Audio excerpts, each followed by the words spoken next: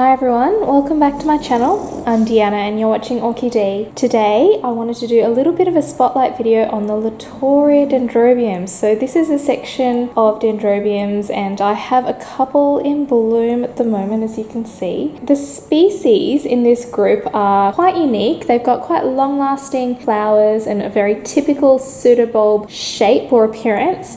So once you've seen a few and looked after a few, you'll be able to recognize them pretty easily. What I will say is there doesn't seem to be a lot of information about them freely available on the internet regarding their care and unique traits about them. So I've collated a little bit of information from sources like the American Orchid Society and other various sites with some content on them, combined it and just added a little bit of my own experience with them. So if you guys have further information about these types, or any information about your experience with them, please feel free to share them in the comment section below. So the species from this section grow naturally in the New Guinea region. So it's concentrated in Papua New Guinea, but also some of the surrounding islands, including the Philippines. If you've ever been to these islands, then you'll know that it's an extremely humid place. There's a lot of rainforest areas, but there are mountainous regions as well. The species orchids in this section are becoming a lot more commonly available. However, there don't seem to be a lot of complex hybrids that I've come across. The common hybrids that I've seen are mainly primary hybrids or second generation crosses, which kind of makes me think that they haven't been in popular cultivation for a really long time. There also doesn't seem to be a lot of crossing between Latouria types and other sections. I did read that they were closely related to the Aussie Dendrobiums, but there certainly aren't too many crosses between them that I'm aware of. I do have a Dendrobium firewings, which is one example where it has a quarter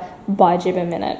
So as I mentioned, their pseudobulbs are quite unique. They've mostly got this club sort of shape with narrow bottoms, fat in the middle, and then narrow again at the top. You can see that that's quite a common type of trait between them. Their leaves are quite unique as well. A lot of them form a pair of apical leaves. Some of them will have a couple of leaves lower down, like my spectabilis there. You'll see that they have this sort of sheen on the underside. At least most of the ones that I have do. It does look a little bit like spider mite damage, but it's not. So you can even see on my little green apples here, you can see that it's a little bit silvery on the underside. So before we look at each one of these individually, I do think these guys are fairly fuss-free in terms of care and culture, and I think that they are very, very similar in care to the Dendrobium phalaenopsis types. There is one caveat though. As I mentioned, in that Papua New Guinea region, there's a lot of mountainous sort of areas, so the temperatures that they prefer to grow at are very dependent on the altitudes from which they come. So the lower the altitude, so the closer to sea level, the warmer they're going to like it. And I would say majority of them are warmer growers. Most of the ones that I have are warm to even hot growers. Some of them are crossed with some intermediate. I don't have any cool growers in here, but they do exist out there. And I think one example is the Dendrobium aberrans. But as with all your orchids, the best way to find out the conditions that are best for your plant are with a little bit of research on the species or parent species that go into making it, and of course a little bit of trial and error, because every individual plant is going to be different. And if your conditions are a little bit too cool for them, they will start to show signs of cold damage. So my spectabilis started to get damage on its leaves and eventually it started to lose its leaves. So it'll definitely let you know if it's too cool for its liking. Another good site to check out is the AOS, so the American Orchid Society site on Latouria section Dendrobiums. They've got a little table, I think it is, which has a selection of some of the Latouria types and whether they're warm growers, intermediate or cool growers. So that might be a little bit of a nice guide for you as well. So let's talk a little bit about other culture aspects besides temperature, and then we will go through my Latourias. As I mentioned before, the other conditions are actually quite similar to the phalaenopsis type Dendrobiums, and because my collection consists of mostly warm to intermediate growers, they basically live alongside my den phals, except for one of them, and I'll talk to you about that one when we go through them individually. So in terms of media, I find a fairly airy media does suit them. They really hate staying too soggy, but they are fairly thirsty in their growing season. And I have a couple like my Dendrobium green apples, which just never stops growing. So it is quite a thirsty plant. And for most of them, they'll be okay to dry out completely between waterings. But as a general rule, I let them just approach dryness and then water, except in winter. I'll let them dry out completely. This is mainly due to their very narrow bases. Particularly the Dendrobium firewings have a tendency to rot at the base. So yeah, I am very careful with them during winter. I obviously keep mine potted, just like all my orchids, but I do think they do really excellently mounted. Just one thing to keep in mind is that they can grow quite large. You can see that Dendrobium green apples is getting to be quite the big plant, and I think it would just be really, really unruly if it was kept mounted. In terms of light, I'd say bright filtered light is best, maybe just above what you would give a typical Oncidium. They can tolerate really bright light though, but I must admit I'm still in a little bit of trial and error mode with the light for each of these. The Dendrobium green apples has flowered very easily for me last year and this year. It's always been kept in the same spot up in my upstairs grow space, which is western facing. I can't take credit for the other one I'm going to show you because I only got it in June, but it was kept in bright shade as well without anything in the way of direct light, and it flowered. So I don't think they need really, really high light to bloom. Interestingly, both of these guys have bloomed off older canes, not their most recent canes. So I'm not sure if that's a trait of the Latouria types, but it's certainly something I've noticed in my little green apples, and I can definitely see that it's an older cane that the other one is blooming from as well. In terms of humidity, you guys know that I don't really do anything for humidity in my grow spaces, but my humidity does tend to stay above 50%, and we do have quite humid summers, so I've just never had to really adjust it. But keep in mind that PNG is definitely a really humid place, and so are the Philippines, so I'm pretty sure these guys would thrive on good humidity. I just don't adjust mine, so maybe they would all do better if I did, but it just really means that you can't let them go really bone dry for too long if they're used to really humid areas. So yeah, if you keep them on a mount, just be vigilant with your watering. Alright guys, well, I think it's about time we had a look at mine individually, and I'll tell you how I'm keeping them at the moment and maybe some of the struggles I'm having with them as well. So the first one we're going to look at is my Dendrobium spectabilis, and it is, I must admit, looking quite sad, and it's the one that I would most love to see flower. I lost a lot of leaves over winter. Look, I was trying some different things on it to try and get it to bloom, so I thought I'd cool it down a little bit this year. No. It hated it, absolutely hated it. So you can still see some of the cold damage on these leaves, but other ones developed these black patches and then yellowed and fell off. It grew 3 growths this season, but the third one is this one. This is a new growth and this is a new growth. I grew this third one and it's a lot smaller, so I'm not sure if it's just not feeling the vibes and not doing as well. So besides that growth, it grows very well. It's pretty vigorous. It's got an excellent root system there, but once it starts growing a new little growth, I will probably repot it. I'm not sure why I can't get this one to bloom. Maybe it's just sulking at the moment because I cooled it down too much over winter. I don't think it's a light issue. I'm pretty certain it is getting enough light. Maybe it's my humidity. Maybe this one does prefer a higher humidity and it's just not getting what it wants. So yeah, I'm not sure. We're still experimenting with this one. What I have read on orchid boards is that some of the spectabilis only flower once they're quite big. Like some of them have to be about over a foot and a half in cane length before they will flower. But I'm pretty sure when I got this that one of the older canes actually had the remains of an old flower spike on it. So I'm pretty sure that this has flowered in the past. It's probably just me and my lack of knowledge on caring for it, but it's certainly a thirsty plant. It's almost always in growth actually, but it's meant to be a spring bloomer and spring is nearly gone and it hasn't bloomed. So yeah, I have to try and figure out what I'm doing wrong. And if you guys have more experience with this guy, please give me some tips below.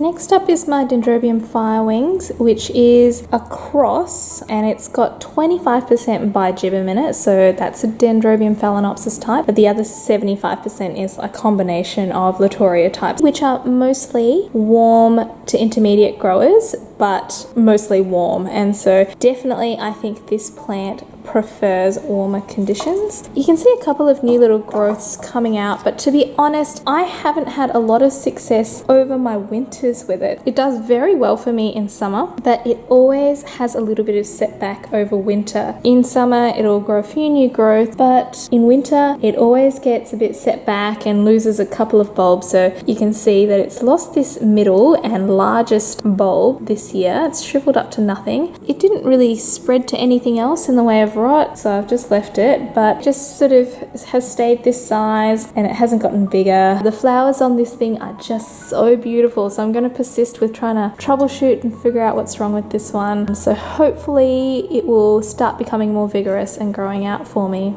These two are both seedlings. This is Dendrobium atrioviolaceum, and I ordered a flowering size of this one, but because it was smaller than expected, I ended up getting this bonus plant as well from the seller. This one is Dendrobium atrioviolaceum crossed with Shiraiishii. This one I've actually only just repotted and it's still a bit loose in the pot. The atrioviolaceum was repotted when I saw some new growth starting up on it, and that was back in July, and it is doing really well. You can see it's well established in that pot with lots of nice root action. So you can see that I use generally a small bark mix, and I do have some sphagnum through there as well, and they do seem to like that mix quite a lot. This next one is one that I got towards the end of last year, and I repotted it in January, I believe. This is Dendrobium finistere crossed with Eximium. You can see it's a reasonably big plant, but it's not got any old flower spikes on it. It's never bloomed for me, but you can see it's growing well. It's got this new growth here, and I did notice a new one coming out here. Very cool growth habit. I absolutely love the way these new pseudobulbs form. The finistere has very fuzzy sepals. It's a very cool looking flower, so I really do hope it blooms soon for me. The Eximium in it is a warm grower, but the finistere is actually a cool grower. It's found at, I think, roughly about 1,500 meters above sea level, which is pretty cool, and so I actually kept it outside over winter and it didn't seem to mind it, but then again I don't have any blooms. What I will say is I've popped this one in a larger bark mix and it dries extremely quickly. I'm not sure if that's really optimum for it. You can see quite a few air gaps in that media, and so I do want to repot this one into a little bit of a tighter mix just so it doesn't dry out as quickly. I think it would do better with a little bit more moisture. The next one I want to show you is Dendrobium BNC crossed with Dendrobium wandaneeshii spotted bird, and wandaneeshii is a cross between Alexandrae and atrioviolaceum. You can see it is in bloom, but if you follow the cane that it's growing on down, you can see that it is one of the older canes, and it's grown this one and this one, so two new canes. Look at these blooms. Oh my god, this is why I love Latouria types. Look how unique they are, and you can see they kind of point down, but they've actually got the spots on the back of the petals and sepals. If you look inside, it's like a creamy sort of colour. So most of the Latouria types seem to be white or green or creamy yellow in colour. A lot of them have these awesome spotted patterns. So let's just have a look at this flower. These are very unique looking flowers, and they're so typical of these Latouria types. But yeah, if you sort of look at it from the top, you can see how prominent those spots are. And then if you look inside one of these flowers, the lip beautifully striped down that throat. On the outside of, I don't know, whatever you call this part, on the outside of that lip, it's spotted as well. Very cute. I am so impressed with these flowers. It's actually still in its old medium, and it's actually been dormant. It hasn't grown any new growths for me since I got it. That is the reason that it's still in its old medium. But yeah, I must have just been resting over winter and getting some energy to produce these beautiful blooms. So if you're wondering why I love the Latouria type so much, this is it. I just adore these flowers. So last of all, my pride and joy, my not so little Dendrobium little green apples. And it's in bloom at the moment. It's got 1, 2, 3. You can see the third one down there, flower spikes. And you can see it's becoming a little bit of a monster. This plant has been in my collection for probably about 18 months. However, if you guys watched my last video, I did tell you that I've lost my entire database. I had my whole database on an app, showed when I got the orchids, when they bloomed. It had like, you know, update photos. So I usually take one at least every 2 months, and it helps me keep track of when they last bloomed, how long their growths take to develop, etc.